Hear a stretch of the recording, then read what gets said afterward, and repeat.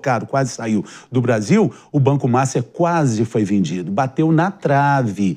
A gente tem aqui a declaração do auditor do Banco Central, que ele disse que o BRB teve sim falhas de controle de gestão no negócio com o Banco Master, ao não identificar as fraudes. A gente tem aí a declaração dele? Vamos conferir. Como auditor de carreira, aplicando técnicas, eu tenho certeza que a governança do BRB deveria ter identificado. Não tenho dúvida disso. Aplicando-se técnicas, é possível a identificação da existência ou não dos créditos.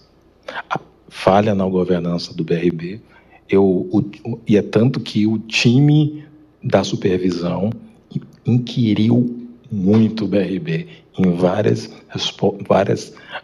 ofícios, que a gente chama de requisições de auditoria, acerca da geração dos créditos.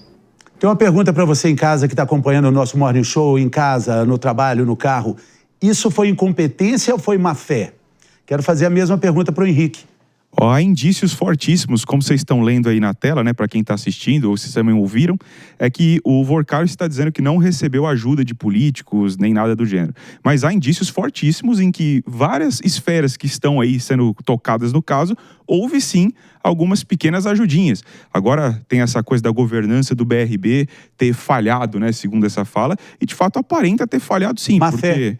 Acredito que tenha sido uma fé. Indignação maior ainda? Que tenha sido uma fé ou má intenção, pode ser também. Até porque foi aprovada a toque de caixa, né? Relembremos isso, o governador do Distrito Federal fez uma ação a toque de caixa para convencer o seu poder legislativo, até porque é o principal acionista do BRB, a aprovar essa transação, literalmente, assim, vamos apagar a luz para ir embora? Peraí, tem mais um assunto para falar.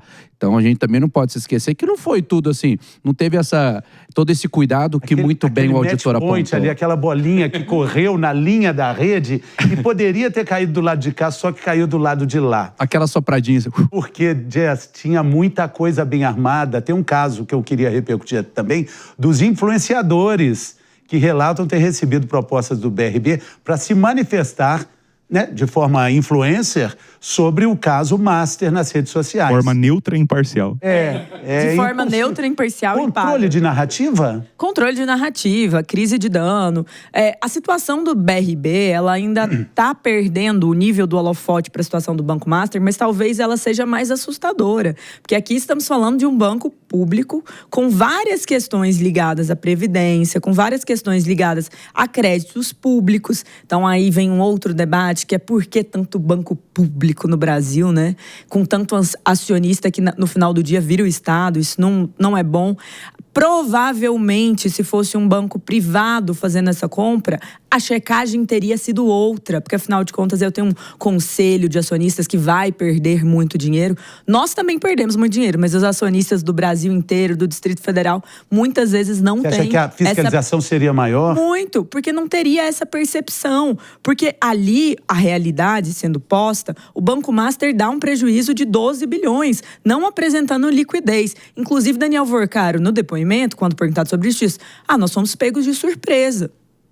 É um banco, assim, e está lidando com um banco público. Então, isso quase aconteceu. Imagina se o Banco de Brasília comprasse mesmo o BRB, se tivesse essa fusão. Teria sido, assim, catastrófico para o nosso sistema financeiro. Que bom que isso não aconteceu. E a questão dos influenciadores, foi uma gestão de crise ruim, porque o convite, neste caso, eu diria que era melhor eles terem feito pessoalmente, falado com algumas pessoas, porque o e-mail popularizou, muita gente nas redes sociais mostrou esse e-mail, mostrou esse pedido.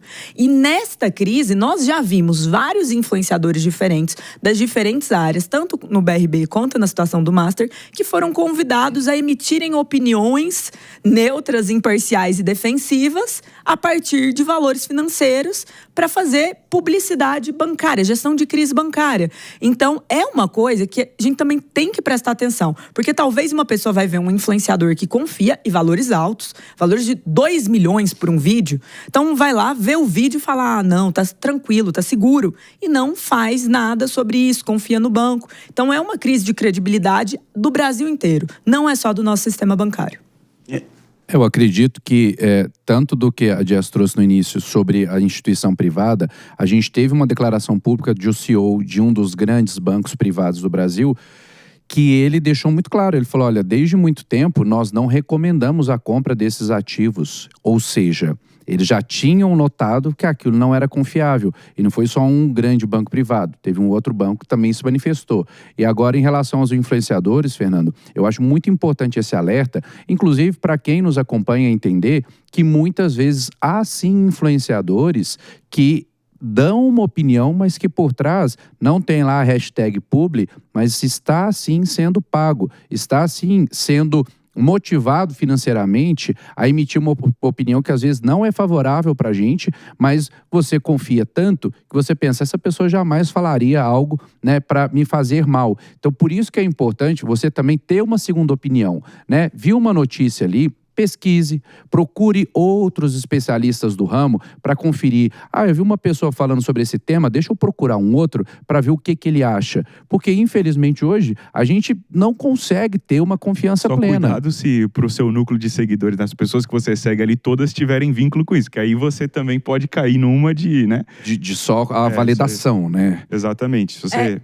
Até um detalhe, estava passando aí na imagem, para aqueles que estão nos assistindo, a imagem da Renata Barreto, uma das economistas que foi convidada a fazer parte aí desse grupo de influenciadores. E eu vou até pegar o convite que foi divulgado aqui, que é Orçamento Banco BRB Urgente. Renata Barreto gostaria de solicitar orçamento para ação abaixo. E aí se fala do banco, que seria o cliente, e da ação, que seria um almoço com o presidente Nelson Antônio de Souza, que a convida para esse almoço com os influenciadores, para a gente falar sobre o caso Master e mostrar a transparência do BRB. Sobre essa ação, a empresa que faz ali o controle do marketing, da relação de gestão de crise do Banco BRB, assumiu que submeteu essa ação sem conversar, sem aprovação direta do banco. Foi uma gafe gigante que viralizou muito, porque tendo em vista tudo o que está mas acontecendo... submeteu sem aprovação e almoça com o presidente? É muito estranho.